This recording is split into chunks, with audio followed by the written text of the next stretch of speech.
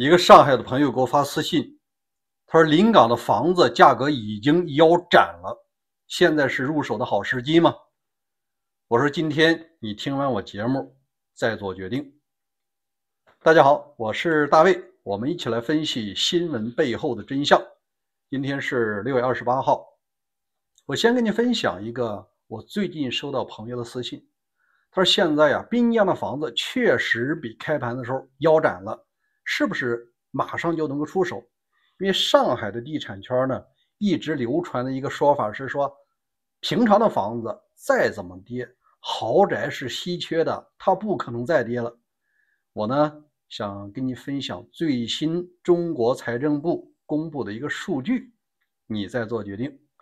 我们看新闻来源，据彭博社中国财政部近日公布的数据计算得出，5月份中国土地出让收入同比下降14.6%至1941元人民币，为2015年5月份以来的最低水平，这导致政府总收入下降至11.2万亿元。下面呢还有一个注解。同时，由于经济低迷、消费不振，官方以3年来最快的速度增加支出，以促进经济增长，总支出升至14.5万亿元，导致预算赤字达到3.3万亿元。再往下，土地销售收入下滑，凸显房地产市场的持续疲软，这是拖累中国经济的主要因素。目前，中国经济还面临着美国提高出口关税的压力，这给土地财政带来了更多的压力，并限制其扩大投资与促进消费的能力。高盛经济师王立生在上述数据发表后的报道中写道：我们维持对今年政府土地销售收入可能进一步下降至10%的预测，并继续认为房地产建设和投资领域尚未触底。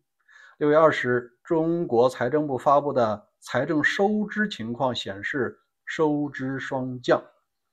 这个呢是整个全国大盘子，那源头在哪儿呢？相当于说这个桌上4个人，大庄家没了，其他手里没牌了。当消费不振的时候，老百姓手里钱少了，钱少了他就没钱买房，没钱买房的时候，地产商也没钱买地，结果就是整体政府的土地出让地下降了，他也卖不动地了。实际上，深圳、广州还有杭州很多一线的豪宅确实做到了腰斩，他们也不再是成为永远保值的产品了。至于说临港的房子、滨江的房子也不会出这个圈儿。好，我们分享第二件事。川普又在自己的国内整了一个大活，可以说是招来了骂声一片。那我们看看他做了什么呢？据福克斯新闻报道，川普他的老家佛罗里达州要建一座新的移民监狱，但这个选址呢是非常险恶的。我们来看一下，佛罗里达州正在推动在大型的沼泽地的深处建设一个移民拘留中心，该中心周围充斥着鳄鱼和其他的致命动物，比如蜥蜴。所以说，一场政治风暴正在美国酝酿。该设施被沼泽和水面包围，这些捕食的动物实际上充当着守卫的角色。该项目是川普政府大规模驱逐行动的一部分，当地人已将其称为“鳄鱼恶魔岛”。大家知道，在旧金山边上有一个恶魔岛监狱，确实是在水中央一个孤岛。如果说他想游过来的话呢，会被鲨鱼攻击，那几乎是没好这个比那鲨鱼更厉害，旁边是鳄鱼，在沼泽中心建这么一个医院建这么一个监狱。剩下的是这么说的：当地的部落环保人士和居民强烈反对此举，他们警告说，这不仅是生态系统的灾难，也是对人权的严重侵犯，而且逃亡者真的可能会被活活吃掉。所以说啊，老川老家干的这个事儿啊，能不能干成还两说，至少当地人是不赞成这么干的。好，我们说第三件事，除了在美国呀搞这幺蛾子，老川也把他漠视法治这个想法也搬到了以色列。哎，我们来看看他是如何赤裸裸的干预以色列的司法的。川普对以色列司法系统发出了前所未有的威胁，停止迫害你们伟大的总理内塔尼亚胡。如果继续调查他的腐败，美国将忍无可忍，不会给以色列军援。有人讲，他在国内呢就对法官出言不逊，他可骂过不止一个法官。这一次啊，直接对以色列的司法系统发出了威胁。如果再调查他的朋友内塔尼亚胡，那我就断军援。这儿呢就陷入一个悖论。如果说他用司法的腐败不作为换军援，这对内塔尼亚胡来说，这不是帮倒忙吗？目前看啊，以色列的司法没有买他的账，调查呢继续进行下去。实际上我感觉呢，对于老川自己也是一个减分项，因为离中期选举还有1年多的时间，如果你不仅干预美国的司法，也干预全球其他国家的司法，那你法治这根弦儿没有的话，还适合再担任总统吗？好，第4件事儿，这是关于这个核武器国的。我最近看了一个报道，说以前想要拥有核武器的国家呢，像什么伊朗、叙利亚、利比亚，所谓的暴政据点和流氓国家。但现在啊，有些国家国内充斥着增加核武器或者说设立核武器这样一种论调。这是哪些国家？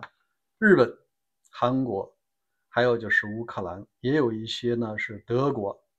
这些国家在历史上是美国的盟友，也有赖于美国的核保护伞。现在这些人觉得老川你不靠谱的时候，这核保护伞啊不顶用了，最终还得靠自己。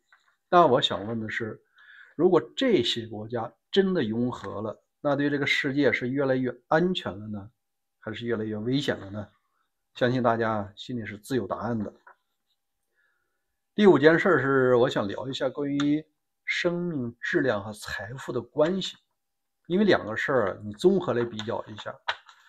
首先说是我看到一个消息是，全球最大的奢侈品集团路易威登的创始人，他捐给乌克兰1亿欧元。这个新闻好多朋友都在传，我特地去找了一下这个来源，发现没有。但是呢，有官方的统计呢，他在22年捐过一次。我们来看一下，全球最大的奢侈品集团路易威登，他关注乌克兰的健康，尤其是150名员工的安危。然后呢，他发文宣布将捐款500万欧元帮助乌克兰红十字会。真正官方捐款是在2022年的3月份，而不是现在。所以说现在呢，1个亿有没有捐呢？我们是有待观察。但我分析啊，这个对于路易威登来说，品牌它一定是加分的。我们不再是暴发户的专属，哎，我们也是有这个道义责任的，至少它有一个道德制高点。这个对于他客户来讲是个好消息。我想呢，这500万欧元也很快就能够赚回来。大家都觉得 BLV 啊不是暴发户了，我们有社会责任。同时呢，形成鲜明对比的是，中国最近啊有一个人去世了啊，好像是84岁死的，叫蔡澜。我对这个人啊不熟悉，我特地看了一下，为什么这么多人都在聊蔡澜呢？因为他实际上成了中国人，无论是男人女人的一种无法达到的生活品质。他自己说的，蔡澜临死前他讲，全世界好看的我看了，美女呢我也是爱过了，所以他觉得不亏了。这个人实际上是无儿无女，在这个酒店去世的。这里面其实就是陷入一个悖论。中国的纪念他，实际上是在鼓励消费主义啊，吃美色，这就是你生活的全部。但你要是深入看的话，你发现不对。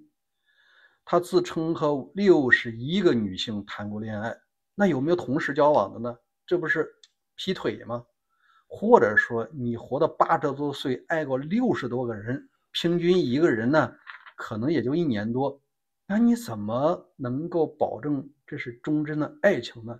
你这不是成了典型的那个基友了吗？在道德上你不能推敲吧。第二，一个人啊，除了这个酒色财气之外，你多少也有点精神追求的。至少我们认为路易威登的品牌还有他的老板呢，对乌克兰的捐助也有那么一点精神追求的意思。我倒没听说蔡澜为他所生活的城市，为他的国家有过什么贡献。好吧，今天就聊到这儿。欢迎大家关注大卫观点频道，我每天和你分享新闻背后的真相。咱们明天见。